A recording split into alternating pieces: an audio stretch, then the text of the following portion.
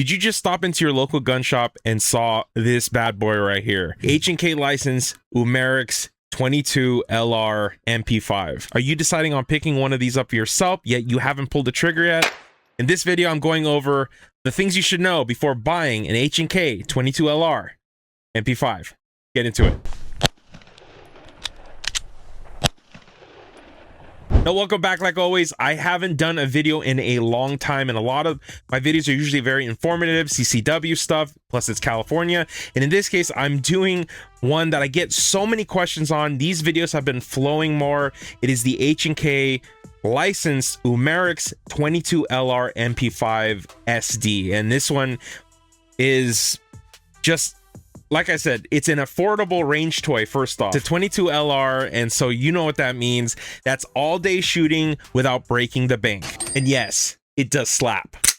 Now, first off, when I saw it, I just had to have it, and it was my first 22, and I went with the MP5. Just the look alone, when you see an MP5, you want to take it home, but who's really willing to pay the MP5 price? So in this case, this gives you that option. Now, I'm going over the things you should know, and I'm going to go over some details that I've been hearing about. And all this time I've had it, I've seen so much online, so much more information, and my personal experiences. So let's get into it. Now, the one thing that I've heard a lot of is that it is picky with ammo. So this ammo sensitivity usually surrounds Aguila rounds for some reason. What a lot of people were experiencing were malfunctions. Also with that, some people were experiencing rounds that only go partial way through that pencil thin barrel, which is a scary situation in itself. So remember, these are not always the case. These are very much red flag, out of the blue things that do happen because of the ammo itself. So that's one thing to know. The type of ammo I've ran personally is Remington Thunderbolts, and I go Remington Thunderbolts all day.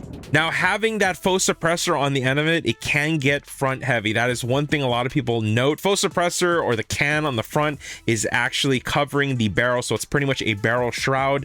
It is very front heavy, and a lot of people do say if you don't extend the stock, it doesn't counterbalance that front suppressor. So just to take note that. No issues here. Now, another thing is the feed lip and the issues that go along with it. A lot of people have said to be careful because they are weak and they have issues, or they're fragile. I mean, it's never happened to me, but again, this is something I gotta note. People have different experiences, plus the way you treat and the way you take care of the firearm itself. Now, cleaning, this one was a big one I was asked about.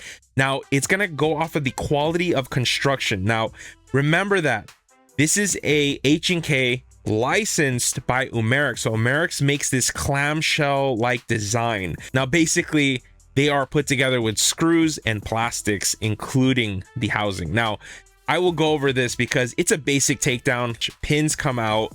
You can separate the trigger housing from the upper, technically the receiver. That will be the barrel, and the bolt housing itself will come through. And I do have a video online. I will link it up here if you have any questions on assembly or disassembly.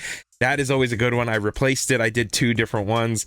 Now, because of the way it was built, you can only do so much cleaning, because if you go any further, it voids the warranty. Now, this is where a lot of complaints come in because of the carbon buildup and not a thorough way to clean it.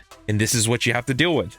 And I do stress that a lot, because going any further, taking screws out, doing anything else will void the warranty if you just purchased it. Now, with all this, it's pretty bad, right? Well, surprising enough, me personally, I've never dealt with any problems with it, and I've already put over 1,000 rounds through it.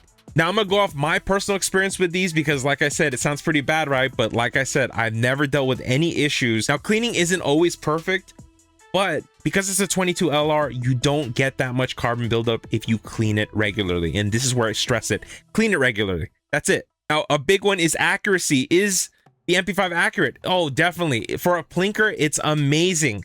It's not match grade, okay? It's not match grade, but it does the job you need it to do. In that faux suppressor, you do got the longer barrel, so accuracy is really not an issue. A big one is the accessories. I have changed mine up. I've actually added a scope mount. I run a red dot, including that. I changed the handguard. I'll show the video up here because I actually install it. It is one of the most awesome accessories I put on the MP5, which gives it a just different look, and I have mag pull rail covers on it. Now, as a plinker, it is just a lot of fun. For the look and the feel of an MP5, for fractions of the cost and ammunition. So all in all, as this all is laid out, I will say firsthand, as a plinker, even as a plinker, it's one of my most favorite guns in my collection and just fun. And like I said, you shoot all day, doesn't break the bank, and remember, it does slap.